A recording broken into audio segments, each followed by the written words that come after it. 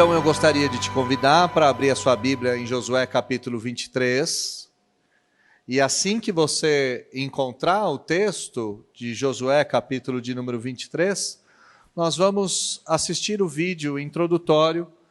E esse vídeo talvez passe mais 2 vezes, no máximo 3, acho que nem 3 dará, né? Mais 2 vezes. E nós começaremos logo na sequência o Evangelho de João.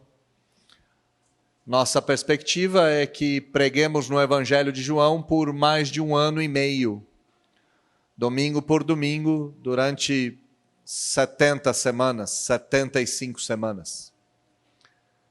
Josué capítulo de número 23, os irmãos acharam? Assistamos o vídeo introdutório e depois vamos para a exposição do texto sagrado.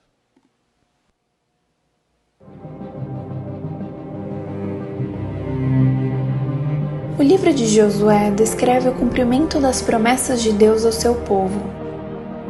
Ele narra a história daquela geração do povo de Deus que cruzou o rio Jordão e entrou na terra prometida, ensinando às futuras gerações sobre como servir ao Senhor, seja nas batalhas, na fartura ou na vida religiosa.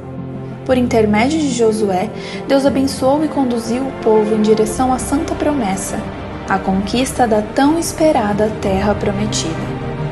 É um livro que fala sobre coragem, disposição, trabalho e, especialmente, fidelidade ao Deus da Aliança. Exposição do livro de Josué, vivendo em fidelidade às promessas de Deus.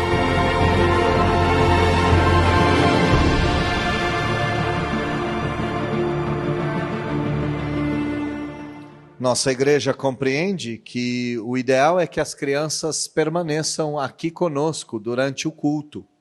Mas se porventura isso não for possível, por um aspecto de adaptação da criança, nós temos um espaço onde o mesmo texto ou ênfases desse texto serão pregadas. Se possível, fique com seu filho aqui. Caso contrário, nós temos uma sala destinada a eles. Josué, capítulo de número 23. Do primeiro versículo até o último versículo do capítulo de número 23, diz o seguinte: Passado muito tempo depois que o Senhor dera repouso a Israel de todos os seus inimigos em redor, e sendo Josué já velho e entrado em dias, chamou Josué a todo Israel, os seus anciãos, os seus cabeças, os seus juízes e os seus oficiais, e disse-lhes: Já sou velho e entrado em dias, e vós já tendes visto tudo quanto fez o Senhor vosso Deus a todas estas nações por causa de vós, porque o Senhor vosso Deus é o que pelejou por vós.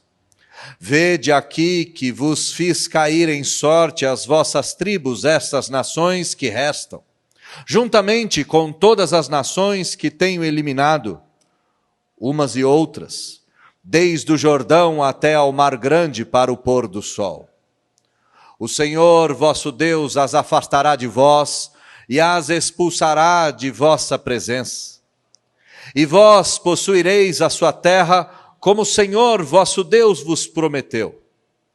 Esforçai-vos, pois, muito para guardardes e cumprires tudo quanto está escrito no livro da lei de Moisés, para que dela não vos aparteis, nem para a direita, nem para a esquerda, para que não vos mistureis com essas nações que restaram entre vós.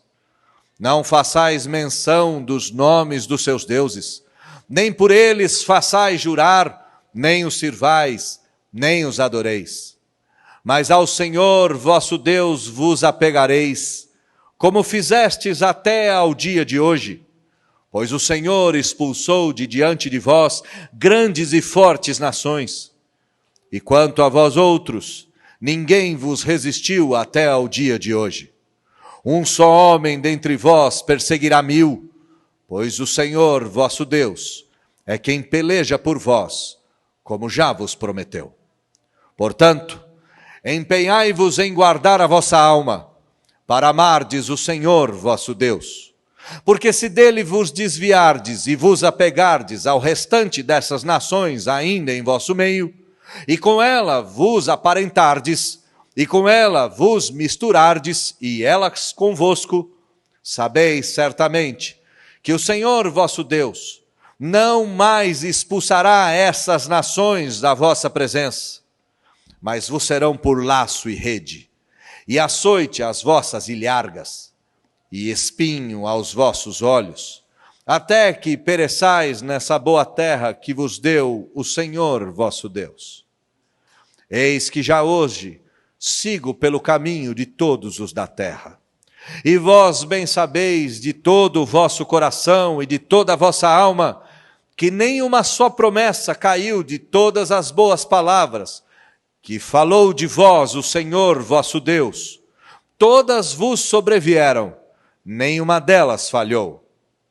E sucederá que, assim como vieram sobre vós todas essas boas coisas que o Senhor vosso Deus vos prometeu, assim cumprirá o Senhor contra vós outros todas as ameaças, até vos destruir de sobre a boa terra que vos deu o Senhor vosso Deus. Quando violardes a aliança que o Senhor vosso Deus vos ordenou, e fordes e servirdes a outros deuses, e os adorardes, então a ira do Senhor se acenderá sobre vós, e logo perecereis na boa terra que o Senhor vos deu. Feche seus olhos, baixe a sua fronte, vamos orar mais uma vez. Senhor, estamos diante da sua palavra que foi aberta e que foi lida nesse lugar. Rogamos que o Senhor dê um pouco mais do ar da sua graça, a fim de que sejamos impactados pelo texto sagrado, a fim de que sejamos transformados por meio da ação do seu Espírito, a fim de que ao término de tudo isso, todos nós venhamos a ser mais parecidos com o Senhor Jesus Cristo. Se o Senhor quiser, é certo que o Senhor usará este que vos fala, mesmo pecador, mesmo caído, mesmo falho, mas se o Senhor quiser, o Senhor há de me tomar em suas mãos e me usar para a glória do seu nome. Lhe peço então, que sua vontade seja esta, que o Senhor me use com poder e graça, e que o seu povo venha a ser edificado, a fim de que todos conheçamos mais o Senhor, a fim de que todos venhamos a nos tornar mais parecidos com o Senhor. Essa é a oração que fazemos, e a fazemos em nome de Jesus. Amém. No nosso último sermão em Josué, capítulo de número 22, nós meditamos sobre a ideia de que de boas intenções o inferno está cheio. Nós vimos que o povo de Israel, as tribos do lado de lá do Jordão, decidiram fazer um altar e por meio desse altar adorar o Senhor. Nós vimos que tal iniciativa quase gerou uma matança, quase gerou uma guerra civil, pois o povo de Deus achou muito estranho aquela atitude, achou estranha aquela atitude. O povo de Israel havia pensado que talvez no futuro eles perderiam o vínculo com Deus e por isso tinham que fazer um altar próprio. Por enxergar além daquilo que o Senhor havia dito que eles deveriam enxergar, foi que eles cometeram tal audácia. E graças a Deus que esta audácia não se transformou num derramamento de sangue. Hoje nós vamos enxergar exatamente o que o povo de Deus deveria ver. Hoje nós veremos a realidade como ela é. Não uma realidade que talvez pudesse acontecer, mas uma realidade factível, uma realidade palpável. Nós veremos essa realidade em 3 dimensões: passado, presente e futuro. E a minha esperança é que, assim como deve ter sido para o povo de Deus um choque de realidade, eu e você tenhamos esse mesmo choque de realidade. E aqui fica o tema do nosso sermão: um choque de realidade, para que todos nós venhamos a despertar. A realidade como nós conhecemos é captada pelos nossos olhos. Nós enxergamos, e aquilo que nós enxergamos está relacionado com a realidade. Nós não podemos negar essa realidade. Nós não podemos ultrapassar essa realidade. Apesar que nos nossos tempos muitos têm feito isso. Nós enxergamos, por exemplo, pessoas, nós estamos vendo pessoas que olham para o próprio corpo e não se enxergam como homem, mesmo sendo. Que olham para o próprio corpo e não se enxergam como mulher, mesmo sendo.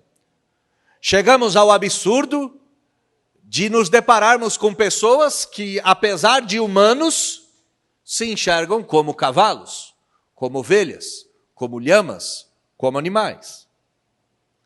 Elas negam a realidade capturada pelos próprios olhos. A Bíblia nos dá um choque de realidade. A Bíblia nos mostra a realidade como ela é. E ela evidencia que a realidade não pode ultrapassar aquilo que nós estamos vendo. A realidade não pode ir além do que nós estamos enxergando. A realidade não pode ficar aquém daquilo que nós estamos vendo. Um homem continua sendo homem, mesmo fantasiado de mulher. Uma mulher continua sendo mulher, mesmo fantasiada de homem. Um juiz iníquo continua sendo um juiz iníquo, mesmo vestindo uma toga preta. Não podemos negar tais coisas. O texto que nós temos em mãos mostra essa realidade. E ele começa já elencando alguns aspectos da realidade. Versículo de número 1 do capítulo de número 23, olha comigo na sua Bíblia. Passado muito tempo depois que o Senhor dera repouso a Israel de todos os seus inimigos em redor, e sendo Josué já velho e entrado em dias, chamou Josué a todo Israel, isto é, chamou Josué os seus anciãos, os seus cabeças, os seus juízes, os seus oficiais, a fim de dizer-lhe algo. Quando isso aconteceu? Isso aconteceu muito tempo depois em que a conquista da terra prometida havia começado. Muito tempo depois em que a guerra havia se iniciado. Versículo de número 1 diz que o tempo em que está acontecendo essa história era o tempo em que o Senhor já havia dado repouso a Israel de todos os seus inimigos em redor. E há outra dimensão aqui do tempo e do espaço. Diz o versículo de número 1 que Josué já era velho e entrado em dias. Então, muito tempo depois em que a guerra havia começado, muito tempo depois em que a guerra já havia arrefecido, já havia esfriado, muito tempo depois do repouso, em um tempo em que Josué já era velho, chama Josué a todo Israel. E perceba que no versículo de número 2, Israel já estava consolidado como nação. E por que eu digo isso? Presta atenção no versículo de número 2. Chamou Josué a todo Israel. Quem foi o a todo Israel chamado? Os anciãos, os cabeças, os juízes e os oficiais. Aqui nós temos o poder da religião, o poder da família, o poder do direito e o poder militar. Israel já estava estruturada como nação. Os anciãos representavam os presbíteros, os cabeças representavam as tribos e as famílias, os juízes representavam o direito e os oficiais representavam o poderio militar. Então Josué vai falar a esse grupo seleto que dividia o poder entre a religião, a família, o direito ou a justiça e as forças armadas. O que Josué vai dizer a eles? Josué vai dizer a eles que eles precisam ver. Olha comigo o versículo de número 1, finalzinho. Sendo Josué já velho. Eles precisam ver que Josué está velho. Olha comigo o versículo de número 3. E vós já tendes visto. Mais uma vez Josué está dizendo, vejam.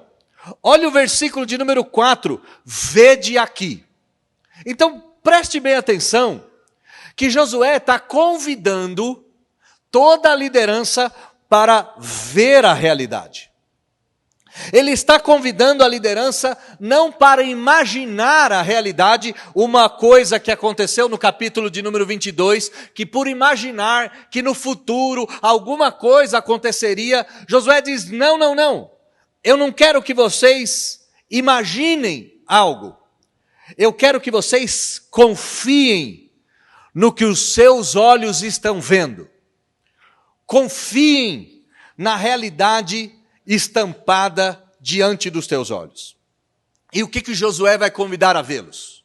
Bom, a primeira coisa que Josué vai convidar a vê-los é que Josué está perto da morte. Versículo de número 1, Josué já velho e entrado em dias. Josué vai dizer isso mais uma vez. Olha lá comigo o versículo de número 14. Eis que já hoje sigo pelo caminho de todos os da terra, isto é, estou caminhando em direção à morte. A importância aqui deste fato, desta realidade é absurda. A importância é absurda. E por que eu estou dizendo isso? Porque Josué era o sucessor de Moisés. Josué era o grande líder militar. Todas as conquistas da terra prometida passaram pela espada de Josué, se não pela espada, certamente pela mente de Josué. As estratégias militares foram feitas às dezenas, e todas essas estratégias comandadas por Josué, o príncipe do Senhor, designado pelo Senhor como substituto de Moisés, como o líder da conquista da terra prometida. E Josué está dizendo para eles, eu estou perto da morte.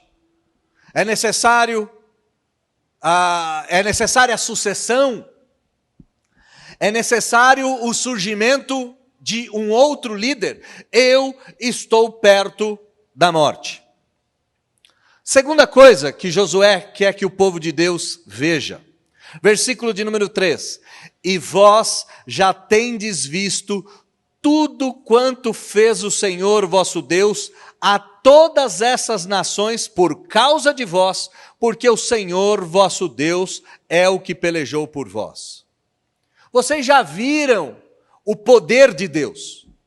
Vejam que vocês já viram e vós já tendes visto. Não viram só no passado, vocês têm visto dia após dia a mão de Deus agindo sobre vocês. Tudo quanto o Senhor vosso Deus fez. E o que o Senhor vosso Deus fez? Ora, o Senhor vosso Deus desbaratou, o Senhor vosso Deus destruiu, o Senhor vosso Deus eliminou todas as nações que ocupavam a terra prometida. Foi o Senhor que lutou por vocês.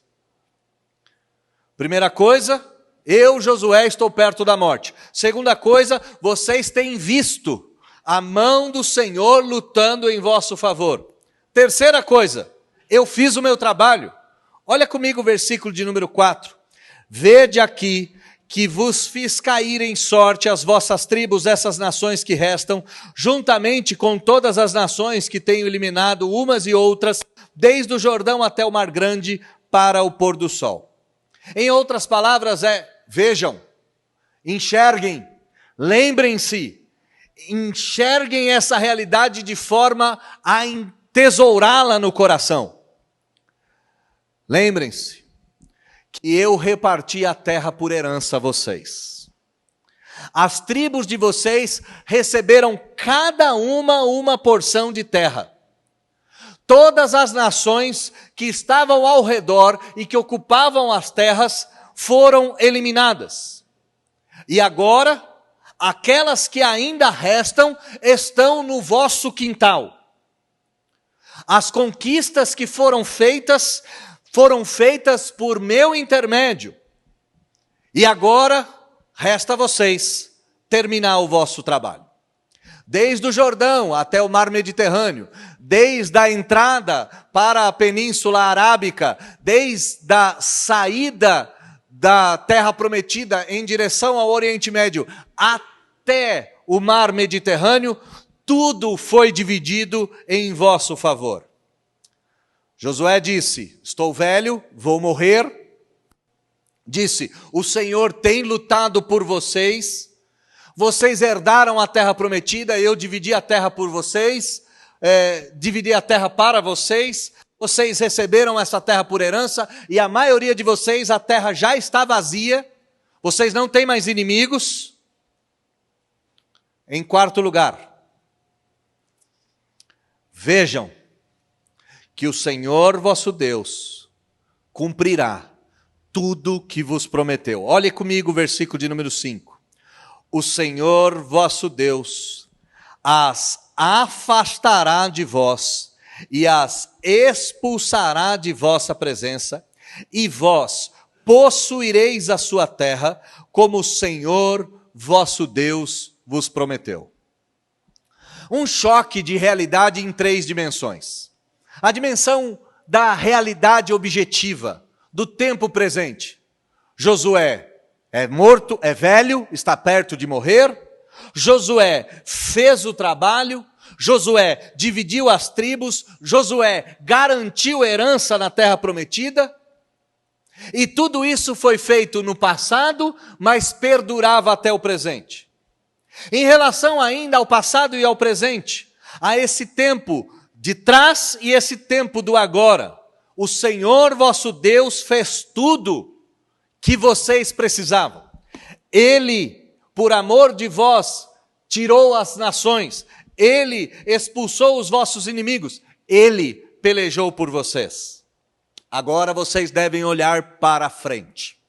Agora vocês devem olhar para o futuro, e devem olhar para o futuro tendo a certeza de que o Senhor as afastará de vós, de que o Senhor as expulsará da vossa presença, de que o Senhor vos dará descanso na terra prometida, de que o Senhor cumprirá tudo o que Ele fez. Diferente do capítulo de número 23, Josué mostra que a realidade que o povo de Israel tinha experimentado era que Deus era fiel.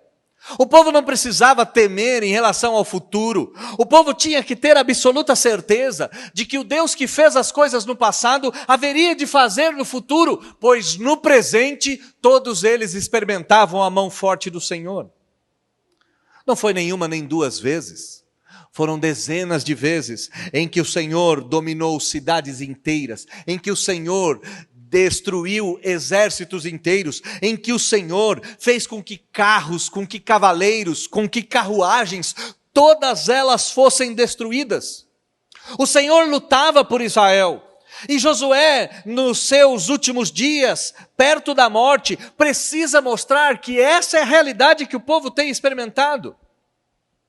A realidade de que pessoas passam, mas o Senhor permanece. A realidade de que o Senhor tem um compromisso pessoal com o povo. A realidade de que o Senhor não é homem para que minta, nem filho do homem para que se arrependa. O Senhor diz, Ele cumpre. E é óbvio que essas coisas todas tocam na nossa vida. Se o objetivo de Josué era dar um choque de realidade, o meu objetivo deve seguir a mesma linha. E qual é o choque de realidade que eu preciso trazer para a sua vida, para a nossa vida? A realidade é de que pessoas passam. Homens nascem e morrem. Homens terminam o seu trabalho. Homens fazem com que as coisas aconteçam. Mas tudo isso só acontece por causa da vontade do Senhor. Talvez você esteja envelhecendo. Talvez você esteja entrando em dias. Talvez o teu tempo nessa terra esteja próximo do fim. E essa é a primeira realidade que Josué quer nos mostrar, que o tempo chega para todos. Mas ao mesmo tempo, Josué quer nos mostrar que o Senhor tem um compromisso pessoal com o seu povo. Nós não fomos feitos para a semente, nós não fomos feitos para a eternidade. Por causa do pecado, nós todos experimentaremos a morte. Mas em vida, podemos ver que o Senhor tem um compromisso conosco. Versículo de número 3, todas essas nações foram destruídas por causa de vós. Deus tem um compromisso com o seu povo, e esse compromisso é tamanho que o versículo de número 3 enfatiza que quem lutou no fim das contas foi o próprio Deus. Saiba disso. O Senhor tem um compromisso pessoal contigo. E esse compromisso que o Senhor tem contigo não é por causa de você, porque você é passageiro. Esse compromisso que Deus tem contigo é por causa das próprias promessas que o Senhor tem, pelas próprias promessas que o Senhor prometeu. Versículo de número 5, finalzinho, vosso Deus prometeu. E Ele não falha. Ele não falha. A realidade que Josué quer mostrar para o povo, que é a mesma realidade que eu quero mostrar para esse povo e mostrar, obviamente, para o meu próprio coração, é que se Deus disse, Ele fará. Se Deus prometeu, Ele cumprirá. Se Deus se comprometeu, Ele jamais há de se apartar. Josué chama a atenção do povo dizendo, Deus foi fiel. Deus cumpriu. Toda a terra prometida está em vossas mãos. As vossas tribos herdaram cada uma porção. Todas as nações foram devastadas. O Senhor fez tudo. Porventura, Ele há de falhar no futuro. É essa a realidade que Josué quer que o povo enxergue. A realidade que o povo não havia visto no capítulo de número 22. No capítulo de número 22, o povo disse, talvez no futuro Deus esqueça de nós. No capítulo de número 23, Josué diz, não, Ele jamais se esquecerá de vós. No futuro, vosso Deus afastará os perigos de vós. No futuro, o vosso Deus tirará da vossa presença ou da vossa frente os abismos que tantos vos assediam. No futuro, Deus fará nada mais, nada menos do que Ele já fez no passado e do que Ele está fazendo no presente. Pois bem, acabamos de ouvir isso. Ótimo, legal, pastor. Entendi. Homens passam, mas Deus não. Entendi que a gente faz aquilo que está na nossa mão. Entendi que Deus tem um compromisso pessoal conosco. Entendi que todas as nossas vitórias advêm do Senhor. Entendi que Ele é fiel para cumprir aquilo que Ele prometeu. E também entendi que no futuro Ele vai fazer tudo por mim e através de mim. Ótimo. O que eu tenho que fazer? Como eu devo reagir? Como eu devo responder a isso? Ora, a via de relacionamento do Senhor com o povo é uma via de relacionamento de mão dupla. É necessário obedecer ao Senhor, é necessário temer ao Senhor, é necessário adquirir um relacionamento com o Senhor. Não está aqui em voga, em jogo, uma espécie de barganha. Não está aqui uma relação de troca no sentido de eu dou o primeiro passo e Deus dá o segundo. Não está aqui uma relação de compra, eu faço isso e Deus é obrigado a me devolver. Não está aqui uma relação em pé de igualdade. Aqui nós temos a relação de um rei que prometeu muitas coisas ao seu povo, mas que exige do seu povo fidelidade, amor e confiança. E aqui está o que o povo de Israel deveria fazer. Olha comigo o versículo de número 6. Esforcem-se para obedecer a minha palavra. Olha comigo o versículo de número 7. Não se misturem com as outras nações. Olha comigo o versículo de número 8, 9 e 10. Confiem no Senhor. Olha comigo o versículo de número 11. Amem o Senhor. Olha comigo o versículo de número 12 e 13. Não se esqueçam de tudo que Deus disse. A relação aqui, ela é óbvia. Deus disse, No presente eu tenho ajudado a cada um de vocês. No passado eu tenho sustentado vocês. No futuro eu farei a mesma coisa. Quem não pode mudar nessa relação são vocês, porque eu não mudo. E você que tem me acompanhado desde o primeiro sermão, talvez você se lembre que o início de toda essa jornada é exatamente o que está sendo dito aqui no capítulo de número 23. E se você tem dúvida, volte comigo lá em Josué, capítulo de número 1, versículo de número 7, 8 e 9.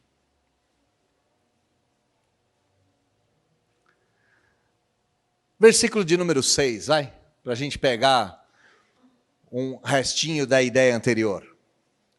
Deus falando a Josué: sê forte e corajoso, porque tu farás este povo herdar a terra que sob juramento prometi dar a seus pais.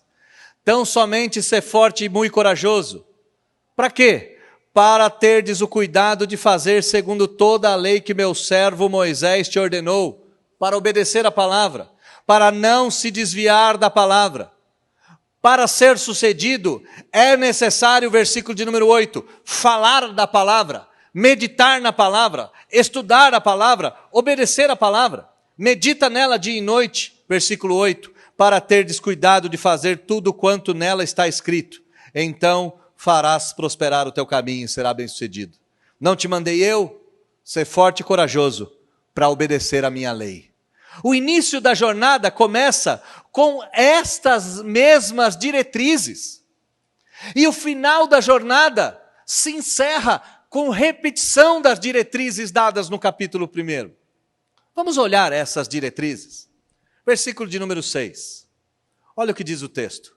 Esforçai-vos, pois, ou esforçai-vos muito para guardar e cumprir tudo quanto está escrito no livro da lei de Moisés, para que dela não vos aparteis, nem para a direita, nem para a esquerda. Josué está dizendo, viu, eu preciso apresentar a realidade para vocês. Qual é a realidade? A realidade é que Deus não muda. A realidade é que Deus não tem sombra de variação. A realidade é que Deus tem um comprometimento com vocês que é ímpar. A realidade é que Deus fez tudo o que vocês necessitavam e se compromete a fazer tudo o que vocês hão de precisar. Apenas esforcem-se para obedecer a palavra do Senhor. A nossa realidade passa pela Escritura. O sucesso da nossa jornada passa pela Escritura. E é certo que eu posso dizer que o sucesso do nosso destino, isto é, o sucesso da nossa peregrinação, passa obrigatoriamente pela obediência à santa palavra do Senhor. Josué está dizendo, a realidade é esta. E vocês, para desfrutarem desta realidade, devem, em primeiro lugar, se esforçar para obedecer a palavra do Senhor. Como é que eu faço isso? Ora, eu tenho dicas práticas para isso.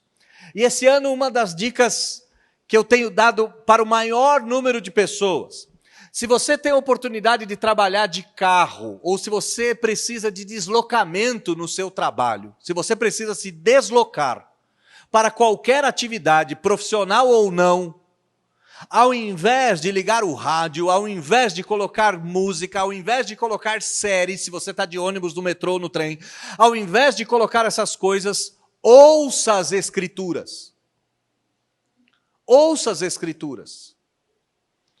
Eu estou terminando o Novo Testamento e estou no meio do livro de Isaías. Todo santo dia eu tenho ouvido uma porçãozinha da Escritura. Todo santo dia, mais 60 dias eu termino a Bíblia toda. Sempre tive dificuldade, assim como você, dessas promessas do começo do ano, dizendo, esse ano eu vou ler a Bíblia toda, esse ano eu vou terminar a Bíblia toda. Eu sempre tive essas dificuldades. Eu acho que você tem as mesmas dificuldades que eu. Afinal de contas, somos ambos pecadores. Mas eu tenho aprendido a ouvir a palavra do Senhor, eu tenho aprendido a desfrutar, a escutar. E confesso a vocês que isso tem gerado no meu coração a certeza de que Deus não muda. A certeza de uma realidade de que as coisas não vão se alterar. Isto é, Deus não há de me abandonar. Outra dica, tenha um plano de leitura diário da Escritura. Se você não pode ouvir, leia os Salmos. Se você não pode ler os Salmos, leia um trecho de Provérbios. Se você não pode ler um trecho de Provérbios, leia um trecho dos 10 Mandamentos, leia um trecho das Bem-aventuranças, leia um trecho das 7 cartas de Apocalipse, leia um trechinho da Escritura. E por que nós temos que fazer isso? Ora, para que tudo que Deus nos prometeu se cumpra, para que nós desfrutemos, devemos nos esforçar para lermos a santa palavra do Senhor. Versículo de número 7. Não se misturem com as nações que restaram entre vós. Não faças menção dos nomes dos seus deuses, nem por eles façais juramento, nem os sirvais, nem os adorais. Infelizmente, Israel não obedeceu essa lei. Infelizmente, Israel não obedeceu essa lei. Nós estamos aqui perto do ano 1400 antes de Cristo. 400 anos depois, vai surgir um rei chamado Saul. 300 anos depois, 350 anos depois, vai surgir um rei chamado Saul. Esse rei dará lugar a um outro rei chamado Davi. Esse rei dará lugar a um outro rei chamado Salomão. E de Salomão, os seus 2 filhos vão disputar o reino e vão dividir o reino em 2 partes. Em menos de 400 anos ou 500 anos, o povo de Israel já estava completamente misturado com todas essas nações. Muito menos do que 500 anos. Você conhece a história de Sansão? Sansão dormia com uma concubina da Filístia, ou com uma prostituta filisteia. A mistura do povo se deu em pouquíssimo tempo. Mas a lei ainda vale para nós. Nós não devemos só nos dedicar à leitura da palavra do Senhor, nós devemos nos dedicar à santidade e à pureza. A ideia aqui não é que as outras nações são imundas ou as outras pessoas são inferiores. A Bíblia não está dizendo isso. A Bíblia está dizendo que as práticas religiosas das outras nações têm um poder de impregnar o coração do povo de Israel e de fazer com que o povo de Israel se desvie. E meus caros, isso é tão rápido, tão fácil, até mesmo nos nossos dias. As más conversações atraem muito mais os nossos ouvidos do que as boas conversas. Os maus amigos se aproximam muito mais rápido do que os bons companheiros. Os conselhos advindos do próprio inferno ou da boca de Satã chegam muito mais rápidos aos nossos ouvidos e ao nosso coração do que os conselhos vindos do mais alto dos céus. Está com problema? Vai numa cartomante? Está num problema? Vai num centro espírita, está com problema? Vai tomar um passe, está com problema? Vai numa sessão disso ou daquilo. E coisas como essa nos levam rapidamente para um sincretismo religioso, a ponto de confundir o Deus verdadeiro com a imagem de um quadrúpede ou com uma imagem de um animal qualquer, de um réptil, de um volátil, com um animal marinho ou qualquer que seja o animal. Esforcem-se para obedecer a minha lei. Esforcem-se para manter a pureza religiosa. Esforcem-se, versículo de número 8 a 10, a confiar no Senhor. Mas ao Senhor vosso Deus vos apegareis, como fizestes até o dia de hoje, pois o Senhor expulsou de diante de vós grandes e fortes nações, e quanto a vós outros, ninguém vos resistiu até o dia de hoje. O que dizer das muralhas de Jericó? O que dizer dos 5 reis que se juntaram para combater Josué? O que dizer dos 7 reinos que se juntaram para combater o povo de Deus? As vitórias foram tantas, de tantas formas. Vitórias com estratégia, vitórias sem estratégia nenhuma. Vitórias miraculosas, com trombetas soando. Vitórias na força do suor e do punho, com espadas tintilando de uma hora para outra ou de um tempo após o outro. Muitas foram as vitórias. A questão aqui não é enumerar a quantidade de vitórias. A questão aqui é que Josué está dizendo, a realidade é que Deus tem estado com vocês. Mas para que Deus permaneça com vocês, vocês precisam continuar obedecendo ao Senhor, vocês precisam continuar se santificando ao Senhor e vocês precisam continuar confiando no Senhor. Para que o meu e o seu futuro seja um futuro melhor, nós devemos buscar o Senhor por meio da Escritura, buscar o Senhor por meio da santidade, buscar o Senhor por meio da confiança. Só que essas três coisas estariam incompletas se nós não levássemos em conta o versículo de número 11. Versículo de número 11. Empenhai-vos em guardar a vossa alma para amardes o Senhor vosso Deus. Não adianta só ler a Bíblia, não adianta só ter uma vida de santidade, uma vida separada. Santidade significa separação. Não adianta ter uma vida de fé e confiança se não estiver no nosso coração o amor verdadeiro e pulsante em relação ao Senhor. Josué dá um choque de realidade no povo, e esse choque de realidade era lembrar o povo daquelas veredas antigas, daquelas verdades antigas lá de Josué capítulo 1. Esforcem-se para obedecer, esforcem-se para se santificar, esforcem-se para confiar, esforcem-se para amar o Senhor vosso Deus. E Josué nos dá o mesmo choque de realidade. Ora, alguma coisa vos tem faltado até hoje? O Senhor falhou em alguma coisa na sua realidade? O Senhor deixou de cumprir alguma coisa? Não, o Senhor fez tudo o que tinha que fazer. Ele foi fiel no passado, Ele tem sido fiel no presente, Ele será fiel no futuro. O Senhor não muda. Ele tem um comprometimento especial com o seu povo. Olha a realidade, você pode estar envelhecendo, seus dias podem estar passando, mas o Senhor não. O Senhor não mudou, o Senhor continua o mesmo, o Senhor há de cumprir cada uma das promessas. Então faça a sua parte. Leia a Bíblia, se santifique, confie, ame o Senhor.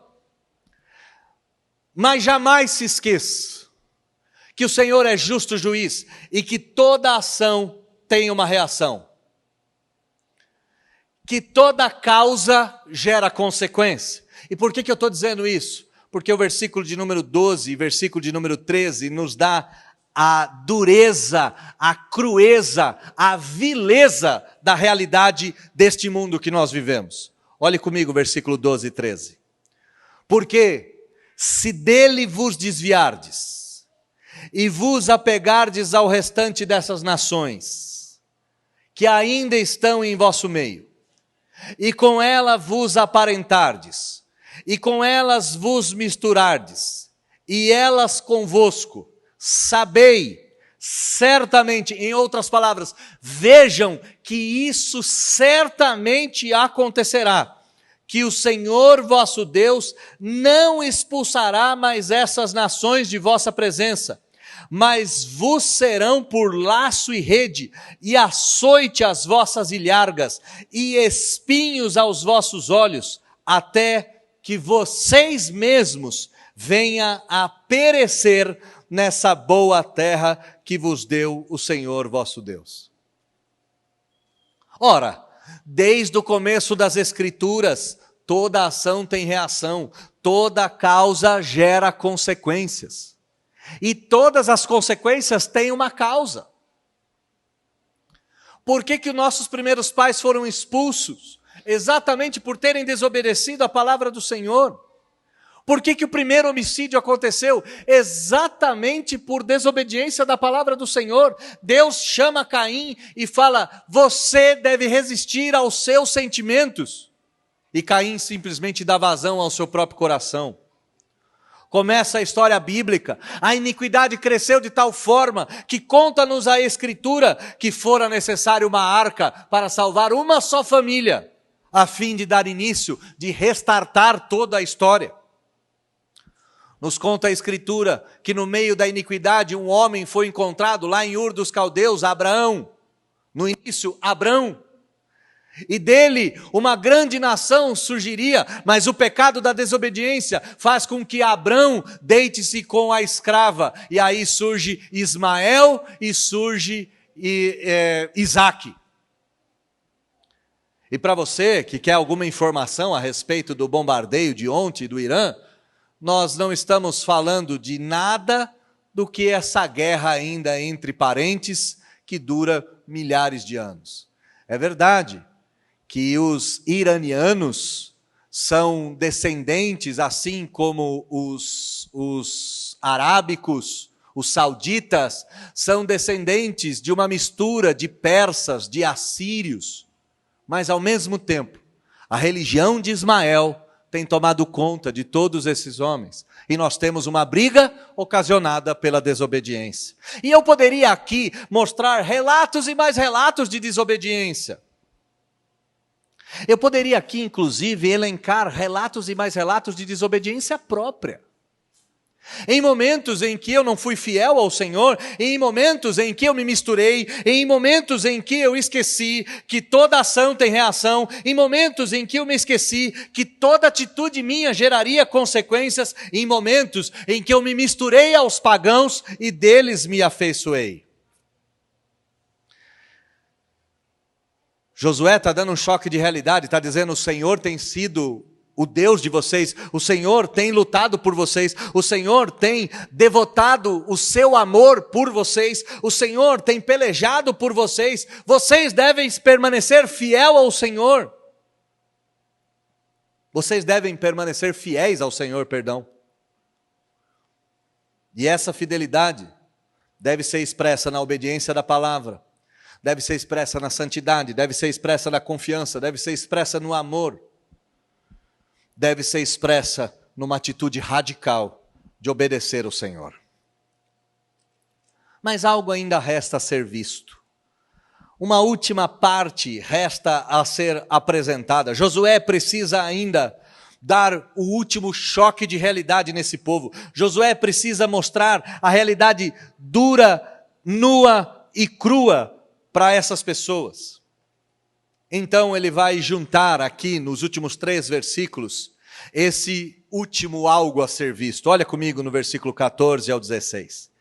Eis que já hoje, vejam mais uma vez, olhem para mim, é o que Josué está dizendo: eu sigo pelo caminho de todos os da terra, e vós bem sabeis, tem visto de todo o vosso coração, de toda a vossa alma, que nem uma só promessa caiu de todas as boas palavras que falou de vós o Senhor vosso Deus, e todas vos sobrevieram, nenhuma delas falhou.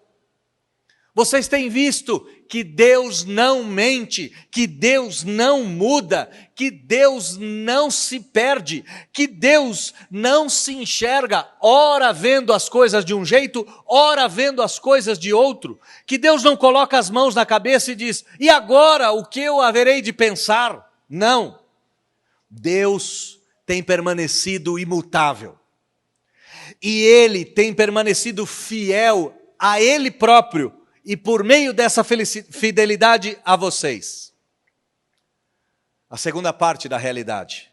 E sucederá que, assim como vieram sobre vós todas essas boas coisas que o Senhor vos prometeu, assim Deus também cumprirá contra vós todos todas as ameaças, até vos destruir de sobre a boa terra que vos deu o Senhor vosso Deus. Qual é o último aspecto da realidade? 4 coisas Josué mostrou. Estou velho, Deus tem sido com vocês, vocês já herdaram a terra prometida, Deus vai fazer por vocês no futuro a mesma coisa, desde que vocês permaneçam fiéis ao Senhor. Se porventura vocês se desviares, Deus há de cumprir contra vós outros todas as ameaças. E você talvez se lembre do sermão das bênçãos e das maldições. Josué levou o povo a 2 montanhas, Jubal e Gerizim. Ali em Gerizim foram feitas todas as promessas de bênçãos. Mas em Ebal, Jubal não, Ebal, no monte Ebal, todas as maldições foram ditas pelo Senhor ao povo de Israel. Aqui Josué quer mostrar que Deus é justo juiz. E Deus não tomará o inocente por culpado, mas também jamais tomará o culpado por inocente. Versículo 16. Quando violardes a aliança que o Senhor, vosso Deus, vos ordenou, e fordes, e servirdes a outros deuses, e os adorardes, então a ira do Senhor se acenderá sobre vós, e logo perecereis na boa terra em que vos deu. Infelizmente essa palavra se cumpriu. Esse choque de realidade foi experimentado. O reino do norte foi destruído no ano 722. O reino do sul foi devastado no ano 586 a.C. Essa promessa se cumpriu. O território de Israel foi aniquilado. Israel se transformou de uma nação livre em uma nação escrava. Primeiro foram os assírios, depois os babilônicos, depois dos babilônicos os macedônios, depois dos macedônios os romanos, e os romanos mantiveram poderio por séculos e mais séculos a Terra Santa. Tentativas aqui e acolá foram feitas para devolver a legitimidade do povo a essa terra, e isso jamais ocorreu até o século XX. Na primeira metade do século XX, a ONU vai criar o Estado de Israel e vai devolver os judeus à terra prometida. Exatamente como o texto diz, exatamente como Josué tinha ensinado ao povo, aconteceu. E nós, ao olharmos para a história, nós podemos afirmar que Deus foi fiel a tudo que ele havia dito.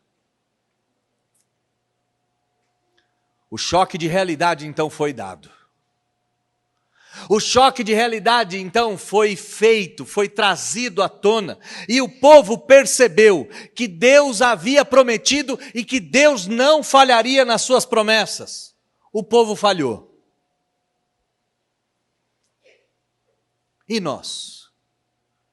Se nós fizéssemos uma pergunta para a nossa alma, ao olhar para esse texto, e perguntássemos: Deus foi fiel, verdade.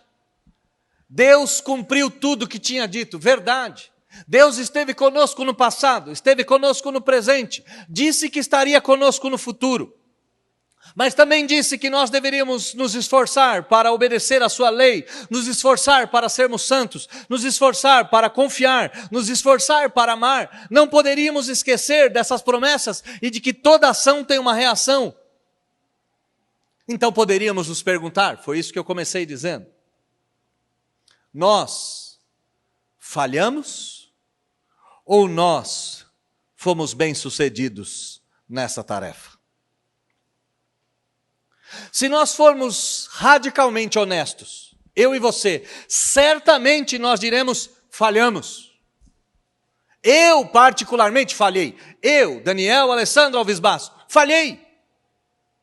Eu falhei, porque eu não me esforcei o suficiente para obedecer à santa palavra do Senhor. Falhei porque não fui capaz de não me misturar com os pagãos, com os ímpios, com as falsas religiões. Falhei porque muitas vezes confio mais no dinheiro, confio mais no meu braço, confio mais na minha inteligência do que no Senhor. Falhei porque amo outras coisas, e amo outras coisas com tamanho desespero que até me esqueço do Senhor. Falhei quando não levei em conta que Deus poderia me punir, pois eu era culpado de cada uma dessas falhas. Falhei quando não fui capaz de ver a realidade como ela se apresentava.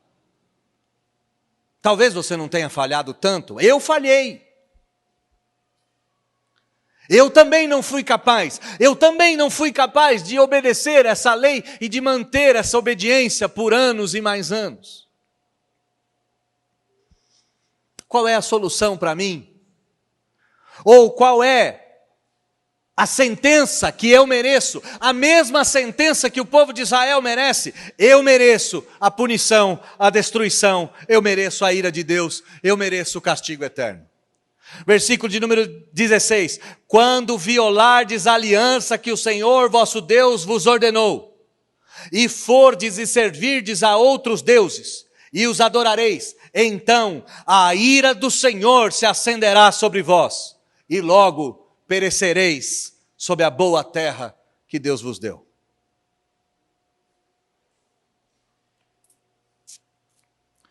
Podemos então nos perguntar: resta alguma esperança? Resta alguma esperança? Existe alguma coisa em que eu e você possamos nos agarrar? Existe alguma coisa em que eu e você podemos nos esconder? Existe alguma tábua de salvação onde eu e você podemos nos garantir?